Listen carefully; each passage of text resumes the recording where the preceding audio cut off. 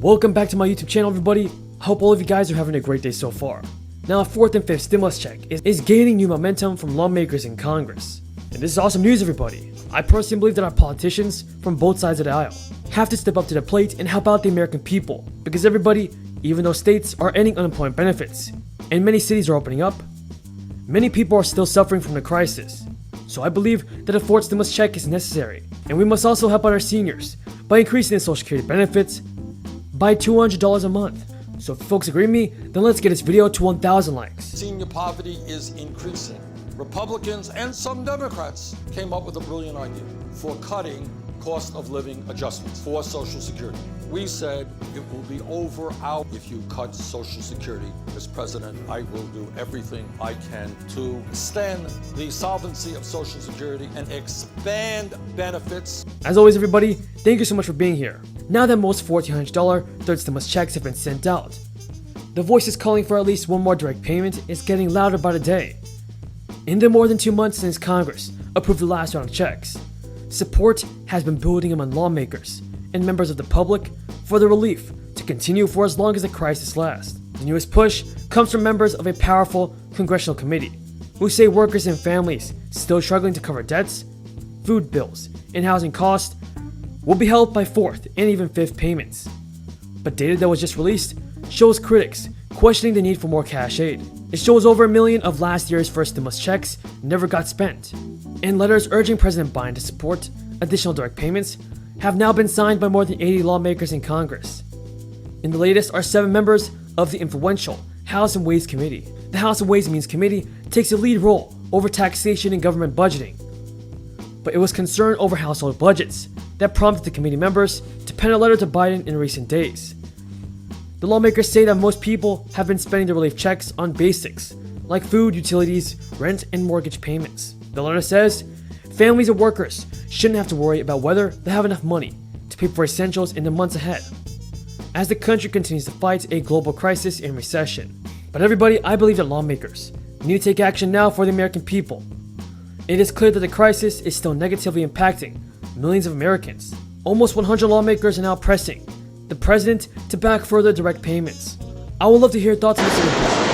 Should a fourth stimulus check and a fifth stimulus check be sent out to the great American people? If you think so, leave a comment down below saying I agree. Now in March, Congress approved a new $1,400 stimulus check through the American Rescue Plan. Those third payments add to the $1,200 and $600 checks that were approved last year. IRS Commissioner Chuck Reddick said during testimonies on Capitol Hill last week that in total, about 472 million payments through the first, second, and third stimulus checks have been delivered, for a total of more than $807 billion. And most of the checks that are still being issued are directed at taxpayers who are due additional money, so-called plus-up payments, now that their tax returns have been processed. In addition, new checks are also being sent to Americans who typically do not file, did so in order to claim their stimulus check money. But most people should have received their $1,400 checks by now. Payments that are still outstanding mostly represent people who are more difficult to reach, like those without income or bank accounts. But the IRS recently issued guidance for those who are homeless, explaining that they may still qualify for stimulus check money, as well as the expanded child tax credit, even if they do not have a permanent address or bank account. But everybody, others may miss out on the earned income tax credit.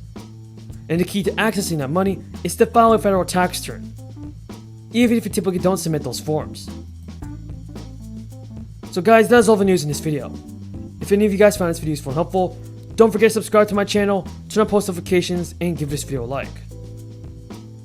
Until next time, everybody, have a great day and stay safe. So long, we kind of take it for granted. So let me say a word about Social Security. When Social Security was developed in the 30s, its goal was to cut down on senior poverty. And when it was developed, 50% of seniors lived in poverty. Today, poverty among seniors is too high, but that number is 10%. Well, when it comes to infrastructure, it's no surprise we are now very far apart. We were pretty close when we met with President Biden in the White House. So one of two things has happened. Either he has changed his mind, or Chuck Schumer and Nancy Pelosi have overridden what the president told us, because they have members of their caucus who are now recommending $7.1 trillion in significant liberal spending, and it is a massive amount of spending on social programs. And to do this, of course, they're talking about the largest tax increase in a generation. Republicans are continuing to focus on things that the American people think of when we talk about infrastructure: roads, bridges, ports, airports, waterways, broadband. The Democrats are trying to redefine infrastructure to include lots of things, and they have a long list of social spending on their wish list. So the meeting that we had with the White House on Friday, to me, represented a retreat by the White House from focusing the things that we talked about with President Biden, which was physical infrastructure. So if President Biden wants to be middle-class Joe and focus on physical infrastructure, then he's going to find a willing partner in Republicans. But if, on the other hand, he's going to be the $6 trillion or $7 trillion man with massive amounts of spending and huge tax increases at a time when inflation is roaring back and at a time that America's small businesses are trying to recover from a pandemic, then he is going to find no Republican support. Mr. President. Senator from Maryland.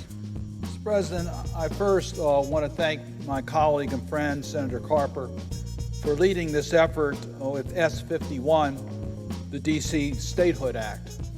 It's long overdue that we acknowledge an injustice in our country and give the citizens of the District of Columbia their full representation rights by statehood. I've been working on this issue for a long time. When I was Speaker of the Maryland General Assembly almost 40 years ago, the Maryland General Assembly took action to give full representation to the people of the district in the Congress of the United States. That was 40 years ago, and we're still working on this issue. It's long overdue that we acknowledge a shortcoming in our own system for 700,000 residents of the District of Columbia. I have the honor of chairing the U.S. Helsinki Commission. It's the implementing arm for the Helsinki Final Act, the Organization for Security and Cooperation in Europe. It has membership of all the countries of Europe and the former Soviet Union, Central Asia, Canada, and the United States.